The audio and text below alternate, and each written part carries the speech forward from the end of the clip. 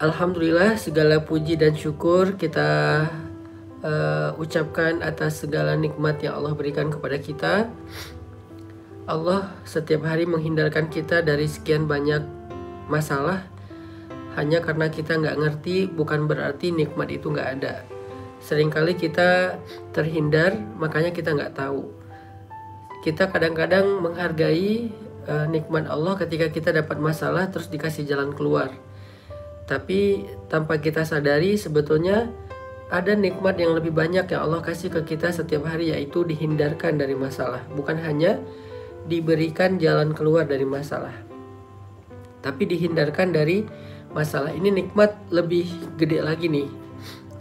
Sehingga kita perlu setiap hari belajar mengingat dan merenungkan betapa baiknya Allah sama kita dan betapa hari itu kita mendapatkan banyak kemudahan itu semata-mata karena rahmat dari Allah Subhanahu wa Ta'ala. Misalnya hari ini teman-teman coba sebelum tidur nanti teman-teman ingat lagi kira-kira hari ini udah dapat kemudahan apa aja dalam hidup. Mulai dari bangun tidur tadi pagi, kemudian berangkat kerja, berangkat kuliah, berangkat sekolah atau beraktivitas, sampai kembali ke rumah saat ini udah berapa banyak kebaikan-kebaikan dan kemudahan yang kita dapatkan. Itu semuanya nikmat dari Allah. Sehingga sangat pantas jika kita menutup hari kita di malam hari sebelum tidur dengan kalimat Alhamdulillah, segala puji bagi Allah Subhanahu wa Ta'ala. Karena hidup kita penuh dengan kebaikan dari Allah. Kalau enggak, kita nggak bakalan bisa mendapatkan kemudahan-kemudahan seperti saat ini. Malam ini kita akan melanjutkan pembahasan tentang Al-Malik, salah satu di antara Asma'ullahil Husna, yaitu Al-Malik. Lalu kira-kira apa makna dari kata Malik ini? Malik ini memiliki makna yang pertama adalah yang memiliki, yang kedua adalah yang berkuasa. Tetapi khusus untuk Allah, kalimat Malik atau Malik atau Malik itu mengandung semua makna kekuasaan. Jadi Allah itu tidak relatif. Ada orang yang punya sesuatu tetapi dia tidak berkuasa. Ada yang berkuasa terhadap sesuatu tapi tidak memiliki. Maka itulah relativitas dari kata Malik apabila dilekatkan kepada makhluk. Berbeda dengan kata Malik yang dilekatkan kepada Allah sebagai nama-nama Allah. Makanya Allah punya nama Malik itu punya cakupan makna yang jauh lebih luas. Dia nggak relatif seperti kepada manusia, tetapi Allah itu absolut. Sehingga dari sini kita dapat sebuah pelajaran bahwa kepemilikan manusia itu sifatnya relatif. Kekuasaan manusia itu sifatnya relatif.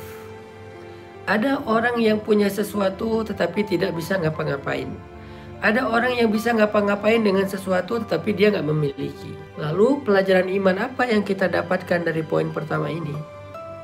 Dari poin ketika kita memahami makna Malik kepada makhluk dan Malik kepada Allah. Apa poin pelajaran iman yang kita dapat dari sini? Dari poin pertama ini, pelajaran iman yang kita dapat teman-teman adalah bahwa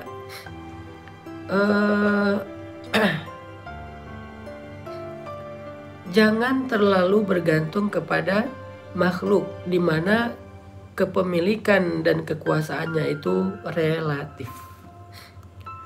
Kita belajar untuk bergantung kepada Allah yang kepemilikan dan kekuasaannya itu absolut. Sehingga kalau kita mau bergantung teman-teman, kalau kita mau berserah, kalau kita mau berpasrah, di sini pelajaran imannya, cobalah bergantung yang paling tinggi itu kepada Allah Subhanahu wa Ta'ala. Kita ini adalah hambanya Allah. Hamba sahaya. Kita ini budak, kita ini makhluk ciptaan Allah. Allah adalah penguasa kita. Allah itu pemilik kita. Allah itu pengatur kita. Allah itu yang mengendalikan segala sesuatu tentang kehidupan kita. Sehingga ketika kita terkadang hidup di antara manusia, lalu kita berharap kepada mereka, kita bergantung kepada mereka, maka cobalah tetap memberikan batasan. Ketergantungan kita kepada manusia itu tidak pernah sampai sama, apalagi lebih dengan ketergantungan kita kepada Allah. Sehingga bisa jadi manusia meninggalkan kita, tapi Allah gak pernah ninggalin kita. Bisa jadi manusia mengabaikan kita, Allah selalu peduli kepada kita. Bisa jadi manusia gak mampu untuk menolong kita, tetapi Allah Maha Kuasa atas segala sesuatu dalam menyelesaikan masalah kita. Ini adalah poin pertama dari kata Malik, Maha Kuasa, Maha Memiliki, yang mengatur, dan seterusnya. Sehingga dengan demikian teman-teman nanti akan ketika dalam keadaan dalam keadaan lemah, dalam keadaan galau, dalam keadaan bimbang, dalam keadaan bingung, dalam keadaan kayak hampir putus asa gitu, maka teman-teman coba baca kalimat ini. Allahumma malikal mulk tu'til mulka man tasha wa tanzi'ul mulka mimman tasha wa tu'izzu man tasha wa tudhillu man tasha biyadikal khair innaka ala kulli syai'in qadir. Ini kita belajar gimana ya tentang diri kita sendiri yang kadang-kadang kita ngerasa kayak terganggu oleh perilaku orang lain kepada kita. Seolah-olah kalau orang ingin menjatuhkan kita, kita akan benar-benar jatuh. Seolah-olah kalau orang lain menghinakan kita, kita akan benar-benar hina. Padahal enggak, semua itu di tangan Allah. Allah ala kulli syai'in qadir. Allah Maha Kuasa, Allah bisa ngapain aja. Jadi orang tuh nggak bisa menjatuhkan kita, menghinakan kita tuh nggak bisa, karena orang itu nggak berkuasa, dia relatif. Allah yang bisa menghinakan dan merendahkan seseorang. Terus kenapa ada orang yang dicelakai oleh manusia terus dia celaka? Ya kemungkinannya dua. Kemungkinan pertama adalah itu adalah sebagai ujian untuk mengangkat derajat dia. Kemungkinan kedua adalah itu karena dia sendiri juga tidak mau caper ke Allah. Dia tuh nggak percaya sama kebesaran Allah, sehingga ya Allah nggak terlibat dalam masalah dia. Coba kalau dia caper ke Allah, coba kalau dia koneksinya itu ke langit, coba kalau dia pakai iman, coba kalau dia memperbaiki amal solehnya dengan ya tadi cari perhatian, caper-caperan kepada Allah. Allah nggak akan ngebiarin kok dia dihinakan atau direndahkan, nggak dibiarin sama Allah. Dan kalau Allah nggak membiarkan seseorang dihina atau direndahkan oleh makhluknya, maka nggak ada satupun yang bisa melakukan itu kepada dia. Ini cara Allah memuliakan siapa yang dia kehendaki. Itu makna wa tu'izzu man tasya wa tudhillu man tasya. Karena di tangan Allah lah mulk. Biyadikal mulk, biyadikal khair. Di tangan Allah lah kekuasaan. Terus kalau mau dapetin mulk dan izzah, mulk itu kekuasaan, izzah itu kemuliaan, gimana caranya? Caper-caperanlah kepada yang ala kulli syai'in qadir, yang absolut. Caper-caperanlah kepada malikal mulk, pemilik segala kekuasaan dan kerajaan.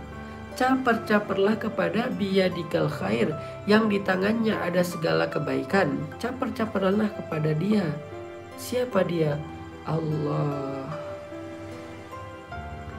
Gimana cara caper kepada dia? Mulai dengan istighfar dan taubat. Lanjutkan dengan melakukan kewajiban-kewajiban. Lalu tambahkan dengan yang sunnah-sunnah. Lalu tambahkan dengan membantu orang lain. Lalu tambahkan dengan mengambil peran dalam dakwah. Itu Allah perhatian banget. Bukankah Allah mengatakan innallaha yuhibbut tawwabin? Allah suka, Allah mencintai hamba-hamba yang bertaubat. Bukan hanya Allah perhatian sama dia, bahkan Allah mencintai dia. Setelah Allah mencintai dia, Allah gak mungkin ngebiarin hamba yang dia cintai itu disakiti oleh orang lain. Gak mungkin. Sama kayak kita mencintai manusia, mencintai pasangan, mencintai anak. Mungkin gak kita ngebiarin orang yang kita cintai itu disakitin oleh orang lain? Gak mungkin. Jangankan disakitin secara fisik, disentil aja dengan ucapan kita gak mungkin ngebiarin. Kita akan ngebela habis-habisan, karena kita mencintai dia. Dan Allah itu lebih daripada kita dalam memperlakukan hamba-hambanya. Begitulah cara Allah mengangkat derajat seseorang jika Allah berkehendak. Meskipun manusia berkali-kali ingin menjatuhkannya, begitu juga kita. Itu poin malam ini yang kita bisa belajar teman-teman ya, dari kata-kata Malikal Mulk, pemilik segala kekuasaan atau kerajaan, dari nama Allah Al-Malik.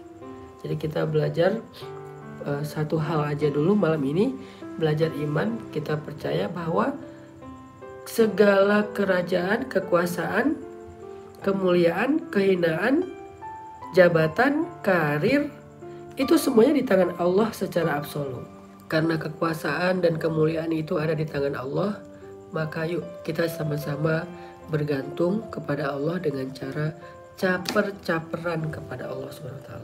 Salah satu bentuk caper kita kepada Allah yang tadi saya sampaikan adalah Allah itu perhatian banget sama orang yang bertaubat atau istighfar. Maka yuk kita banyakin istighfar dan taubat.